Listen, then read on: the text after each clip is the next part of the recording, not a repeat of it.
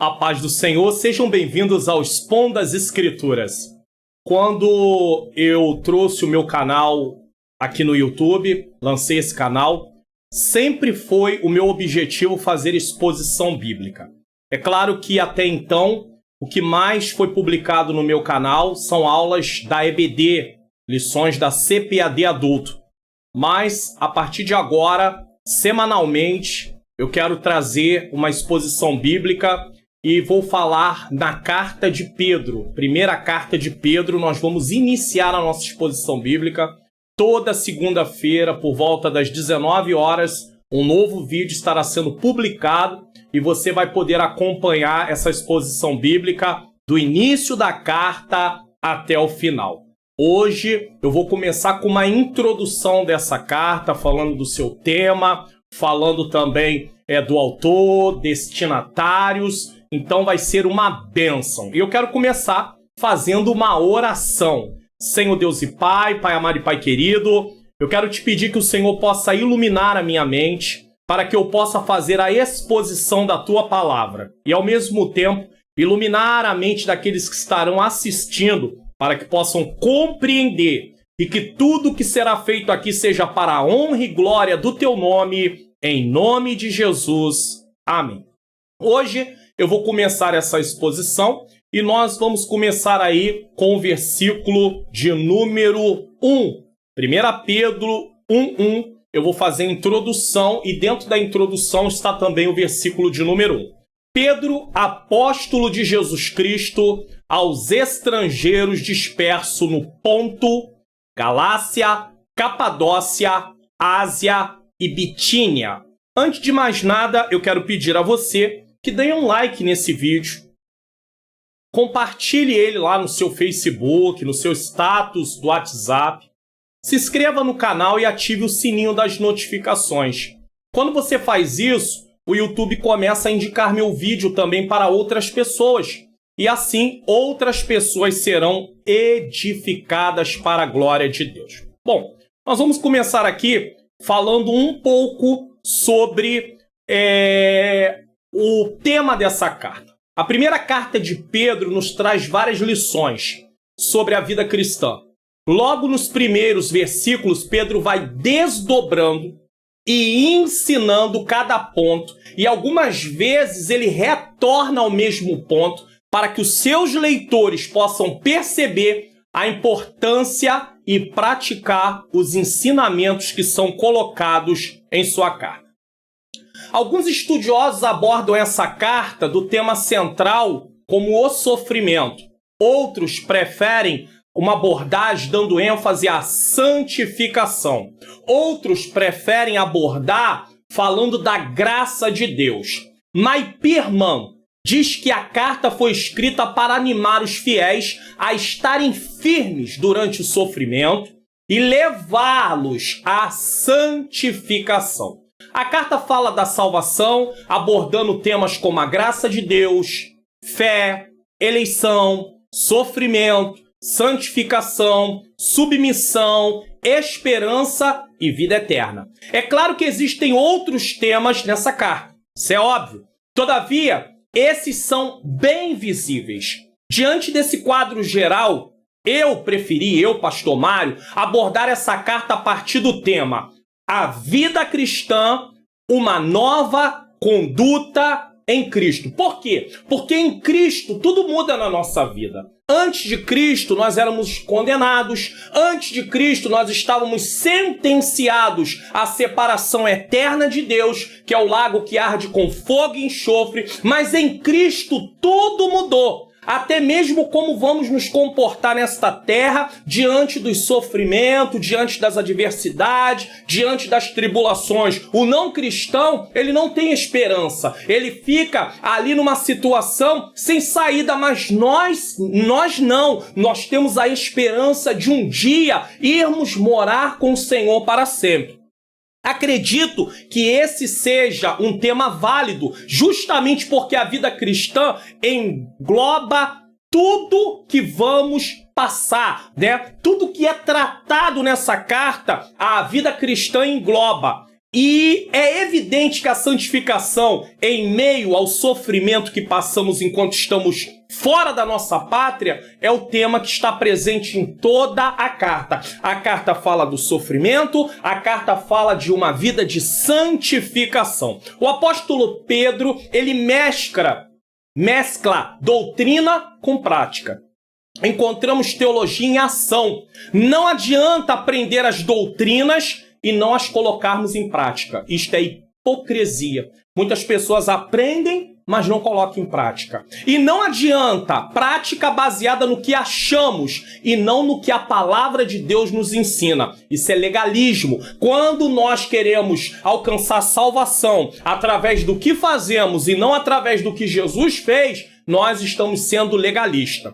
Vivemos nesse mundo, mas nossa conduta segue o padrão, sabe da onde? Do reino de Deus. Como cristãos, passaremos por diversas situações e nossa conduta precisa seguir o modelo de Cristo.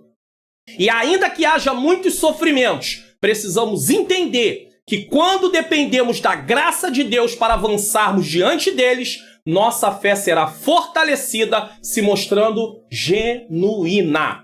Pedro encoraja seus leitores, então, a fidelidade e um comportamento semelhante, sabe de quem? De Jesus Cristo. Nunca poderemos obter crescimento e amadurecimento se não nos parecermos com Cristo. Isso é importante dizer aqui, os cristãos que não estão dispostos a passar por sofrimento, eles nunca vão obter crescimento e amadurecimento espiritual. Sempre estarão murmurando e com certeza irão sempre repetir os mesmos erros e, infelizmente, muitos até vão abandonar a sua fé. Eu espero que diante do estudo desta carta, que vamos fazer juntos, possamos entender ao final de toda a exposição, completando a carta, o que é de fato a vida cristã. Vamos voltar ao nosso texto, nesse caso, 1 Pedro, capítulo de número 1, versículo 1, diz assim: Pedro, apóstolo de Jesus Cristo. Então nós começamos aqui com a questão da saudação do apóstolo Pedro. Ele faz uma saudação. Dentro dessa saudação aqui ele diz: Pedro, apóstolo de Jesus Cristo. Então nós vamos falar da autoria da carta. É de consenso, ou seja, há um acordo, as pessoas concordam entre a maioria dos estudiosos que essa carta foi escrita pelo apóstolo Pedro. Seu nome é Simão no hebraico, em aramaico Cefas, conhecido em grego como Pedro. Então você vai ver ele sendo chamado de Simão, hebraico. Você vai ver ele sendo chamado de Cefas, aramaico. E você vai ver ele sendo chamado de Pedro, que é no grego, cujo significado no grego é rocha ou fragmento de rocha. Tá? Segundo Anne Gruden, em seu comentário bíblico sobre essa carta, ele diz: na saudação, o autor se identifica como apóstolo de Jesus Cristo. Antes do Novo Testamento, a palavra apóstolo era usada eventualmente e tinha um sentido geral, sabe de quê? Mensageiro ou enviado. Então entenda isso. Fora do Antigo Testamento, antes de acontecer a questão de Cristo vir, de ser, depois dele morrer, ressuscitar, voltar ao céu, e nesse caso começar a ser escrito ali o Novo Testamento, antes disso já era usada a palavra apóstolo. Porém, para mensageiro e para enviado. Segundo os evangelhos, porém, Jesus atribuiu um sentido mais rico ao termo ao designar 12 de seus discípulos como apóstolo. Está em Lucas capítulo 6, versículo de número 13, que nós podemos ler. Lucas, Evangelho segundo escreveu Lucas, capítulo de número 6, versículo de número 13 diz assim: E quando já era dia, chamou a si os seus discípulos e escolheu 12 deles, a quem também deu o nome de apóstolos. Então nós temos aí, após o Pentecoste, aqueles que haviam sido discípulos, alunos no português, de Jesus, assumiram o papel de quê? Apóstolos. Atos dos Apóstolos, capítulo de número 1, versículo de número 25. Vamos ler também para que você possa conferir. Atos 1, versículo de número 25, diz assim: para que tome parte nesse ministério e apostolado de que Judas se desviou para ir para o seu próprio lugar. Então eles estão falando ali sobre o apostolado que o Senhor Jesus havia dado a eles. A suprema importância dos apóstolos é indicada pelo fato de que a expressão de Jesus Cristo não é vinculado a nenhuma outra função no Novo Testamento. Então eles são apóstolos de quem? De si mesmo? De outras pessoas? Não, eles são apóstolos de Jesus Cristo. Em parte alguma se lê mestres de Jesus Cristo, profetas de Jesus Cristo, evangelistas de Jesus Cristo, mas apenas apóstolos de Jesus Cristo. Os que exerciam tal função tinham autoridade ao menos equivalente à dos profetas do Antigo Testamento, pois os apóstolos falavam e escreviam as palavras do próprio Deus. Podemos ler alguns textos que vão mostrar isso. Por exemplo, Atos dos Apóstolos, mais uma vez Atos, capítulo de número 5. Temos aqui a referência do versículo de número 3 e 4 que diz: Disse então Pedro: Ananias, por que encheu Satanás o teu coração para que mentisse ao Espírito Santo e retivesse parte do preço da herdade? Versículo de número 4. Guardando-a não ficava para ti? E vendida não estava em teu poder? Por que formaste esse desígnio em teu coração? Não mentiste aos homens, mas mentiste a Deus. Então eles tinham o quê? Autoridade. Falava das palavras do próprio Deus. De modo que redigiram o que hoje se tornaria, e nós temos em mão, o Novo Testamento. Nós temos aí o Novo Testamento redigido por esses homens que foram separados pelo Senhor Jesus Cristo e chamados de quê? Apóstolos.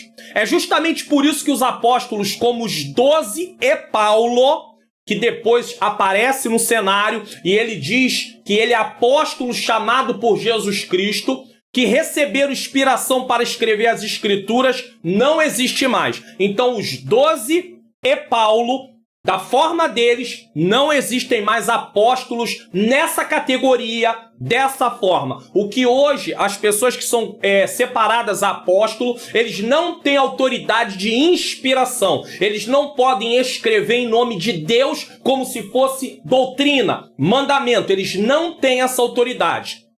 Quem hoje é chamado de apóstolo, o sentido é de um enviado, que no português nada mais é do que o quê? Um missionário. Então nós aprendemos aqui o que é um apóstolo e aprendemos também que quem escreveu a carta foi o apóstolo Pedro.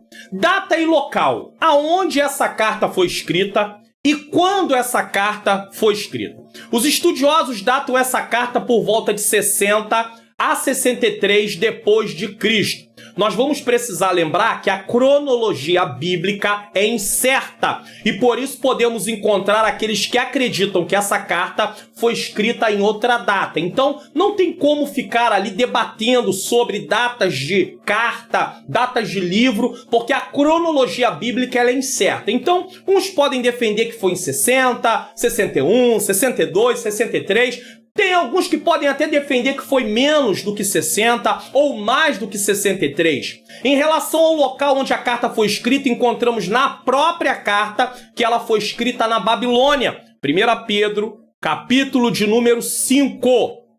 Vamos ler aqui também. 1 Pedro, capítulo de número 5, versículo de número 13. Diz assim: A vossa coeleita em Babilônia vos saúda, e meu filho Marcos. Então, nós temos aqui uma menção da Babilônia, local aonde a carta foi escrita. Mas muitos estudiosos acreditam que Pedro usou esse nome de forma figurada para representar Roma. Então, Pedro não estava na Babilônia, Pedro estava em Roma, mas usa o nome Babilônia de forma figurada. Isso é justificável, pois já haviam focos de perseguição, e dessa forma o local onde Pedro e outros estavam seria o quê?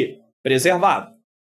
Existem aqueles que acreditam que Pedro estava realmente na Babilônia, que ficava no Oriente, junto ao rio Eufrates, na Mesopotâmia, e outros que Babilônia era uma província egípcia. Então, uns acreditavam que Pedro estava em Roma e usou o nome Babilônia, outros acreditavam que Pedro estava realmente na Babilônia, e outros acreditavam que Pedro estava em uma província de egípcia que se chamava Babilônia. Não sabemos ao certo em que Babilônia Pedro estava, e sempre vamos encontrar estudiosos com suas opiniões divergentes. Eu, pastor Mário Luna, acredito realmente que Pedro estivesse em Roma, porém não posso afirmar isso de forma definitiva e nem aconselho que você faça isso, porque se você afirmar, você tem que provar, e não tem como provar. Eu costumo dizer o seguinte, quando eu estou dando aula, seja na EBD, seja aula no seminário, que aonde a Bíblia fala, eu devo falar. Aonde a Bíblia se cala, eu devo me calar. Então a Bíblia não vai trazer assim muita clareza. Pedro apenas diz que a coeleita em Babilônia vos saúda. Mas nós não sabemos se Pedro está falando de Roma, de Babilônia ou de uma província egípcia. Nós sabemos apenas que ele diz Babilônia. Acreditamos que ele estivesse realmente em Roma, mas não temos como provar. Por isso, é melhor não afirmar. Agora vamos falar sobre os destinatários da carta. Então vamos voltar aqui ao texto. Pedro, apóstolo de Jesus Cristo. Agora vamos ver os destinatários. A parte B diz assim: aos estrangeiros dispersos no Ponto, Galácia, Capadócia, Ásia e Bitínia. Então, aqui estão os destinatários. Ele vai dizer que eles são estrangeiros e dispersos e estão no seguinte local: Ponto, Galácia, Capadócia, Ásia e Bitínia. Então, vamos entender esta parte aqui. Os destinatários da carta são declarados no primeiro versículo, como lemos aqui: aos estrangeiros dispersos no Ponto, Galácia, Capadócia, Ásia e Bitínia. Socialmente, guarde isso, socialmente Pedro chama de estrangeiros. Pedro está escrevendo e fala que os seus leitores são estrangeiros. A pergunta é, por que eles são estrangeiros? Para nós, nos dias de hoje, quando se trata da palavra estrangeiro, nós vamos pensar logo em alguém que não é do nosso país, certo? Então vamos ver por quê. Ele está falando de alguém que reside por pouco tempo na terra. Então, se você ouvir a expressão fulano de tal é estrangeiro, vai achar ele é dos Estados Unidos, é da Alemanha, é da África, é de outro continente, de outro lugar, até que esteja até em outro continente, pode estar lá no continente europeu ou coisa parecida. Então, ele é um estrangeiro. Mas Pedro está usando isso aqui para dizer que eles vivem por pouco tempo, seus leitores estão aqui de passagem. Sua cidadania é celestial. Sua pátria, sabe aonde é? No céu. A pátria deles, a minha pátria, a sua pátria no céu. É triste observar que vivemos em dias onde muitos cristãos estão buscando total felicidade aqui na terra, como se pertencêssemos a essa terra. Então, nós não estamos proibidos de lutar, de conquistar, de ter as coisas, mas nossa visão, o propósito da nossa vida não pode estar fundamentado aqui nessa terra. Por quê? Porque nós não somos daqui. Jesus afirmou que seus discípulos não são desse mundo. João 17,16 diz: não são do mundo, como eu do mundo não sou. O próprio Jesus afirmou isso. Então entendemos que socialmente eles são o quê? Estrangeiros. Politicamente, Pedro fala que eles estão o quê? Dispersos.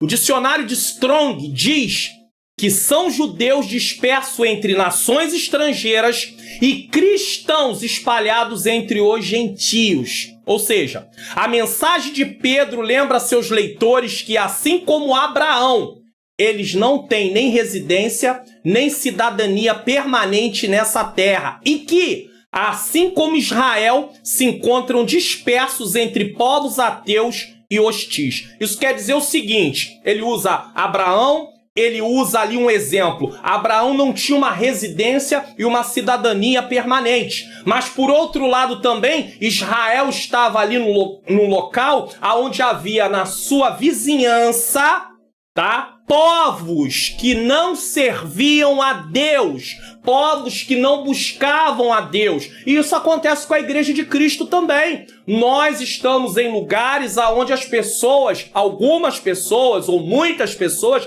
não servem ao Senhor. Então, em primeiro lugar, nós somos estrangeiros porque não somos daqui dessa terra. Em segundo lugar, nós somos dispersos porque estamos no meio de um povo que não é um povo cristão totalmente.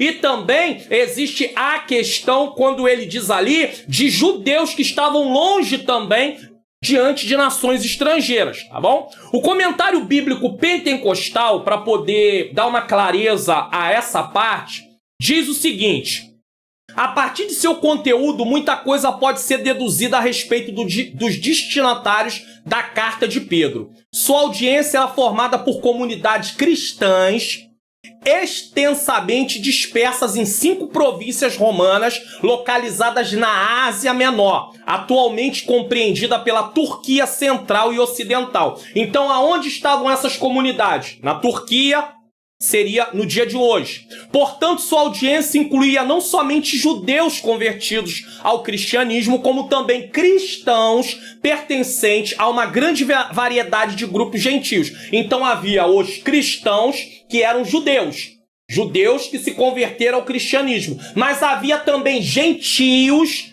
que se converteram ao cristianismo. A evidência de que judeus convertidos ao cristianismo estavam entre os destinatários pode ser constatada pelos seguintes fatos. Primeiro, Pedro se apropria e emprega o termo diáspora ou dispersos aos seus leitores. 1 Pedro 1:1. Isto é um termo técnico empregado para descrever a nação de Israel, dispersa entre as nações dos gentios. Segundo, ele apela às profecias do Antigo Testamento que já se haviam cumprido. E terceiro, de modo oportuno, introduz a metáfora do Antigo Testamento, tal como templo ou casa espiritual ou das pedras, para descrever sua audiência. Todas essas características podem ser entendidas com maior clareza pela presença de judeus cristãos entre os destinatários. Porém, não é porque ele usa termos do Antigo Testamento, não é porque ele fala de uma maneira que aponta mais para os judeus, que não havia também cristãos gentios. Embora essa audiência tenha a ver com judeus, seus leitores também eram gentios. Alguns estudiosos acreditam que o número de gentios era até maior do que o de judeus cristãos. Esse elemento está indicado através da observação de Pedro, porque é bastante que no tempo passado da vida fizesse a vontade dos gentios, andando em dissoluções, concupiscências, borracheiras, glutonarias, bebedices e abomináveis idolatria. 1 Pedro, capítulo de número 4, versículo de número 3. Então nós encontramos aqui uma questão muito interessante. Nós encontramos aqui o tema dessa carta. Qual é o tema dessa carta? Eu estou abordando essa carta a partir do seguinte tema: a vida cristã, uma nova conduta em Cristo. Aprendemos também que o autor da carta é o apóstolo Pedro, aquele o qual o Senhor Jesus chamou. Aprendemos que a data se baseia entre 60 a 63 depois de Cristo, mas que pode haver variações. Aprendemos que o local, provavelmente, não podemos afirmar, estava ele na Babilônia, que tem a ver com Roma. Usado de forma figurada, Pedro chama Roma de Babilônia. Aprendemos que os seus destinatários estavam em 5 províncias romanas e que eles eram tanto judeus como gentios que se converteram ao cristianismo. O Senhor é maravilhoso. Eu quero aproveitar a oportunidade e pedir a você mais uma vez, dê um like nesse vídeo. Compartilhe na sua rede social, se inscreva e ative o sininho das notificações, porque assim o YouTube vai recomendar esse vídeo para que outras pessoas também possam assistir. Eu vou ficando por aqui dessa primeira parte da exposição da primeira carta de Pedro. A partir da próxima semana eu estarei trazendo aqui a nova parte da exposição, continuando, dando andamento à exposição da primeira carta de Pedro, e aí nós vamos tratar da continuidade dessa exposição bíblica, que vai ser muito bom ter você aqui comigo em nome de Jesus. Se lembre, toda segunda-feira, por volta das 19 horas, estarei aqui publicando um novo vídeo do Expondo as Escrituras com a exposição da primeira carta de Pedro. Iremos, se Deus nos permitir, até o final dessa carta. Eu quero fazer uma oração nesse momento. Senhor nosso Deus e Pai